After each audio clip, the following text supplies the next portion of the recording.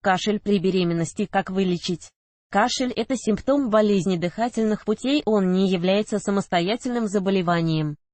Во время беременности у женщины повышается восприимчивость к различного рода инфекциям. При появлении кашля беременной необходимо обратиться к врачу. Кашель и его причины: судорожный выдох через рот, вызванный раздражением рецепторов дыхательных путей, называется кашлем. Он является безусловным рефлексом и служит для защиты воздухоносных путей от нарушения проходимости из-за посторонних веществ, инородных тела, механических препятствий. Организм беременной женщины подавляет собственный иммунитет. Это естественный процесс, способствующий прикреплению эмбриона к стенке матки. Сниженные защитные функции организма делают женщину более уязвимой для болезней. Кашель во время беременности могут вызвать различные заболевания: острые респираторные инфекции, грипп, воспаление зева, бронхов и глотки, синусит, отит, пневмония, коклюш, туберкулез, астма, аллергия, сердечная недостаточность и д.р.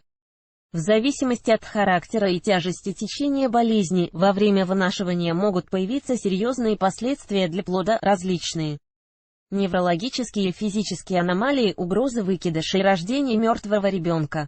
Обязательно нужно проконсультироваться у специалиста, чтобы диагностировать болезнь и узнать о том, как правильно лечить кашель во время беременности. Сухой и мокрый кашель во время беременности. Характер кашля может помочь при постановке диагноза пациенту.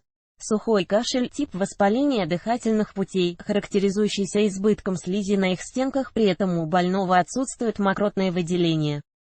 Сухой кашель во время беременности сигнализирует о возможном начале развития простудного заболевания, респираторной инфекции, бронхита, фарингита, синусита, отита и так далее. Такой кашель может иметь приступообразный характер.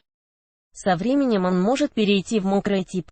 Такой патологический секрет является подходящей средой для обитания болезнетворных бактерий. Во время кашля легкие, трахеи и бронхи пытаются очиститься от мокротных масс. Мокрый кашель, если не провести необходимое лечение, может перейти в хроническую форму. Он появляется только при болезни воздухоносных путей. Влажный кашель у беременной женщины может быть симптомом следующих болезней: гриппа, острых респираторных вирусных инфекций. Одной из его причин является курение. Возможные осложнения: во время форсированного выдоха сильно напряжена мускулатура брюшной полости, матка перенапрягается. Повышенный тонус матки для беременной влечет за собой различные угрозы: отслаивание плаценты, преждевременных родов. Приступы затяжного кашля – частая причина гипертонии у женщины, что является неблагоприятным фактором при беременности. Из-за повышенного давления матери возникает риск гипоксии плода, нехватки кислорода. Наибольшую угрозу при беременности несет само заболевание, симптомом которого является кашель. Лечение: при первом триместре беременности кашель возникает из-за сниженного иммунитета, организм женщины особенно подвержен различного рода инфекциям. В этот период у будущего ребенка активно формируются все необходимые внутренние органы. Ряд лекарств может негативно воздействовать на будущего ребенка, поэтому во время лечения кашля при беременности первого триместра рекомендуется очень осмотрительно подойти к выбору метода лечения, отдавая предпочтение щадящим способам борьбы с заболеванием, народной медицине. Можно использовать оральное ингалирование травами, имеющими лекарственные свойства, полоскание горла травяными отварами, накладывание компрессов, употребление травяных чаев.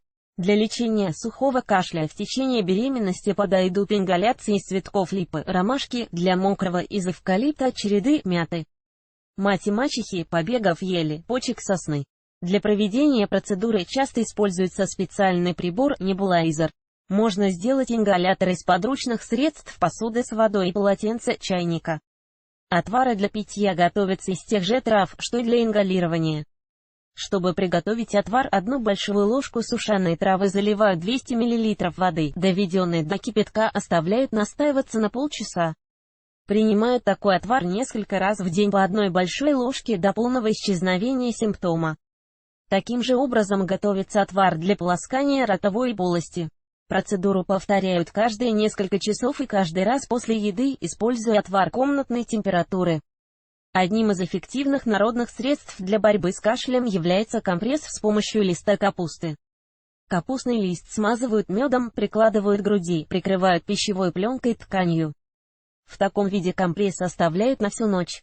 В лечении кашля при беременности помогает теплое питье. Оно прогревает горло, кроме того лечебные травы, молоко и мед уменьшают воспалительные процессы, стимулируют отхождение мокротных масс. Напиток должен быть не выше 60 градусов, чтобы его полезные свойства не исчезли и чтобы не обожечь горло. К сожалению, ослабленный иммунитет значительно снижает эффект от такого рода терапии. Если прием медикамента все же необходим, обязательно нужно получить рекомендации у специалиста, ведущего беременность. После первого триместра вынашивания ребенка разрешается прием некоторых лекарственных препаратов, что существенно облегчает процесс лечения.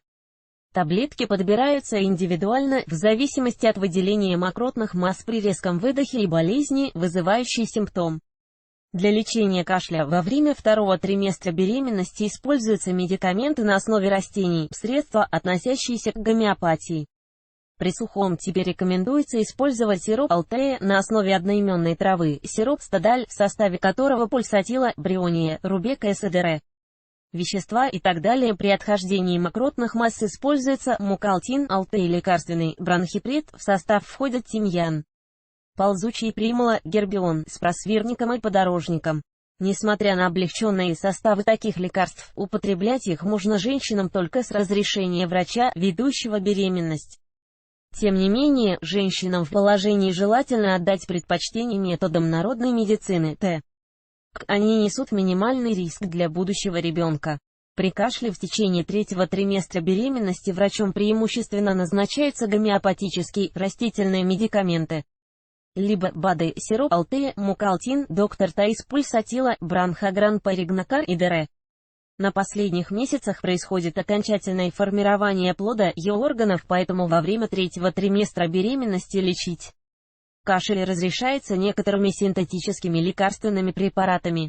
Несмотря на снятие некоторых ограничений при подборе медикаментов, такой тип лечения не является предпочтительным. Во время выбора лекарства учитываются медицинские данные о влиянии данного препарата на развитие плода. Самым безопасным остается физиотерапевтическое лечение, различные ингалирования и полоскания. При проведении таких процедур часто используется раствор соды, половина чая, листы на стакан кипятка, лекарственные травы, молоко и мед. Беременным следует помнить, что мед является сильным аллергеном. Противопоказанные методы лечения при беременности.